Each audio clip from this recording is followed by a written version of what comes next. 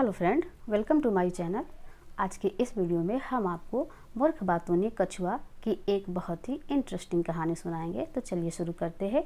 मूर्ख बातूनी कछुआ। एक तालाब में एक कछुआ रहता था।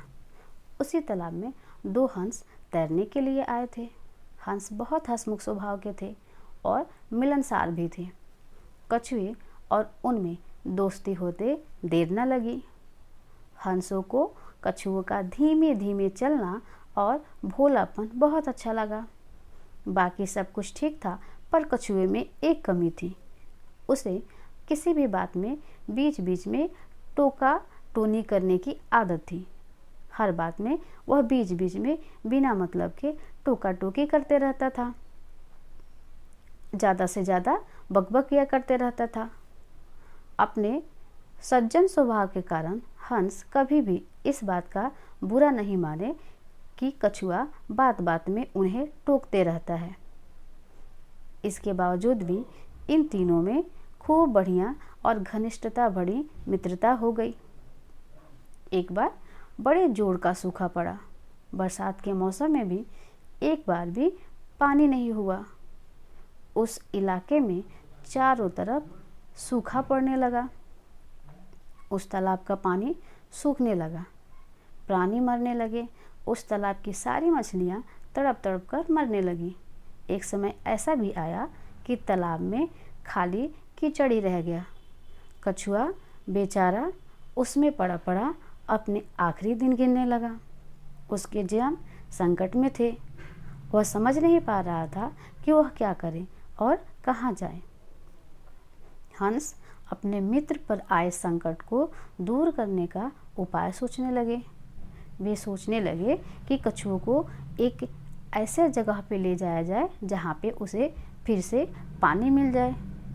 इसके लिए कछुए को आश्वासन देते हुए हंस वहाँ से उड़ते उड़ते एक नए तालाब की खोज करने लगे। कुछ दिनों बाद उन्हें एक बहुत ही सुंदर सा तालाब दिखाई दिया जिसमें पानी बहुत ज़्यादा था और कछुआ वहाँ आराम से रह भी सकता था। कछुआ उदास होकर अपने मित्र का इंतज़ार कर रहा था। तभी दोनों हंस उड़ते उड़ते आकर कछुआ को नए तालाब की बात बताते हैं और कहते हैं कि यहाँ से 50 मील दूर एक नया तालाब है जिसमें तुम बड़ी आसानी से रह सकते हो। इसीलिए तुमको आज ही इस तालाब को छोड़कर उस तालाब में चले जाना चाहिए।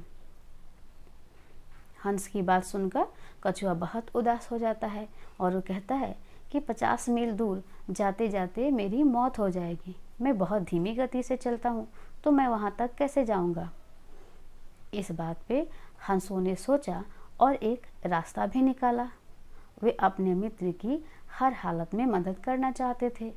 इसीलिए उन्होंने एक मोटा सा लकड़ी का डंडा लाया और कछुआ को कहते हुए कि जब हम दोनों उड़ेंगे तो इस मोटे डंडे को तुम अच्छे से पकड़ लेना और ध्यान रखना कि तुम बीच बीच में बोलना नहीं, वरना तुम जैसे बोलोगे तुम्हारे मुंह से ये लकड़ी छूट जाएगी और तुम ज़मीन पे गिर जाओगे, जिससे तुम्हारी मौत भी हो जाएगी। कछुआ इस बात को मान लिया कि वह रास्ते में बीच बीच में नहीं बोलेगा। अब दोनों हंस उस मोटे से लकड़ी को अपने चोंच में दबाते हैं और कछुआ उस लकड़ी को पकड़ता है और आसमान में उड़ जाते हैं।